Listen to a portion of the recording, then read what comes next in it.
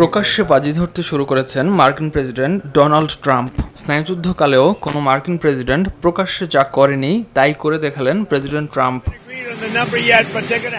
এবার রাশিয়ার উপকূলের দিকে পরমাণু সাবমেরিন পাঠানোর নির্দেশ দিয়েছেন ট্রাম্প। এ ধরনের পরমাণু উত্তেজনার খেলায় আগে কখনো যুক্তরাষ্ট্রের কোনো রাষ্ট্রপ্রধানের জড়িয়ে যাওয়ার ইতিহাস নেই। রুশ প্রেসিডেন্ট ভ্লাদিমির পুতিন যদি ট্রাম্পের কার্যক্রমের পাল্টা জবাব দিতে চান তবে বড় ধরনের সংকট তৈরি হওয়ার আশঙ্কা রয়েছে। 1962 সালে কিউবান ক্ষেপণাস্ত্র সংকটে সোভিয়েত ইউনিয়ন যুক্তরাষ্ট্রের উপকূল থেকে মাত্র 90 মাইল দূরে পারমাণবিক ক্ষেপণাস্ত্র বসিয়ে বিশ্বকে পরমাণু যুদ্ধের দ্বারপ্রান্তে নিয়ে যায়। সে সময় 13 দিন ধরে ভয় আর অনিশ্চয়তায় পুরো পৃথিবী কাঁপছিল। শিয়া বাটার ও ভিটামিন ই সমৃদ্ধ লিলি হালাল বিউটি সোপ, তারুণ্যময় উজ্জ্বল ত্বকের জন্য। তবে ডোনাল্ড ট্রাম্পের কল্পনাবিলাসী শাসন ব্যবস্থার কারণে এবার তেমন ভয় বা আতঙ্ক দেখা যাচ্ছে না। এটি মোটেই কিউবান ক্ষেপণাস্ত্র সংকটের দ্বিতীয় সংস্করণ নয় বলেই মনে করছেন বিশ্লেষকরা। তাদের ধারণা, ট্রাম্প হয়তো মনে করছেন পুতিন তেমন কিছু করবেন না। আসলে ট্রাম্প সম্ভবত এবার রাশিয়ার কৌশলী ব্যবহার করছেন। মন্তব্য বিশেষজ্ঞদের।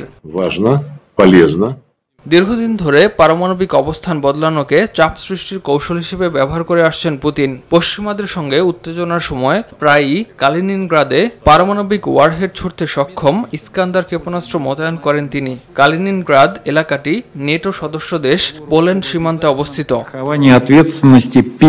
2023 সালে বেলারুশে পারমাণবিক অস্ত্র মোতায়েন করেন প্রেসিডেন্ট পুতিন। স্নায়ুযুদ্ধের পর সে সময় প্রথমবারের মতো রাশিয়া নিজেদের দেশের বাইরে পারমাণবিক অস্ত্র মোতায়েন করে।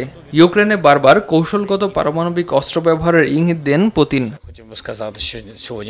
পুতিন জানান, ওরেশনিক নামে এক ধরনের হাইপারসনিক মাঝারি পাল্লার ক্ষেপণাস্ত্র তৈরি করছে রাশিয়া। 2025 সালের মধ্যেই এই ক্ষেপণাস্ত্র বেলারুশে মোতায়েন করা হবে। পুতিনের দাবি, এই ক্ষেপণাস্ত্র মোতায়েনের জন্য নির্দিষ্ট স্থানও ইতোমধ্যে বাছাই করে রাখা হয়েছে।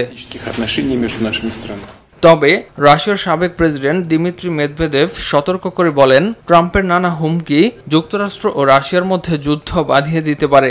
মেদভেদেভ রুশ প্রেসিডেন্ট পুতিনের হয়ে সামাজিক মাধ্যমে আক্রমণাত্মক ভূমিকা পালন করছেন। এত কিছুর পরেও এর পেছনে যে অন্য সমীকরণ কাজ করছে তা বলাই বাহুল্য। ইউক্রেনের রাশিয়ার অব্যাহত হামলা রুখতে যুক্তরাষ্ট্র কি পদক্ষেপ নিতে যাচ্ছে তার একটা ব্যাখ্যা ডোনাল্ড ট্রাম্পকে দিতে হতে পারে।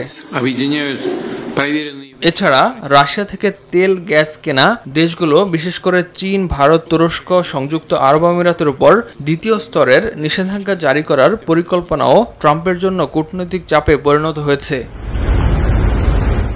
ইমতিয়াজ আহমেদ, RTV।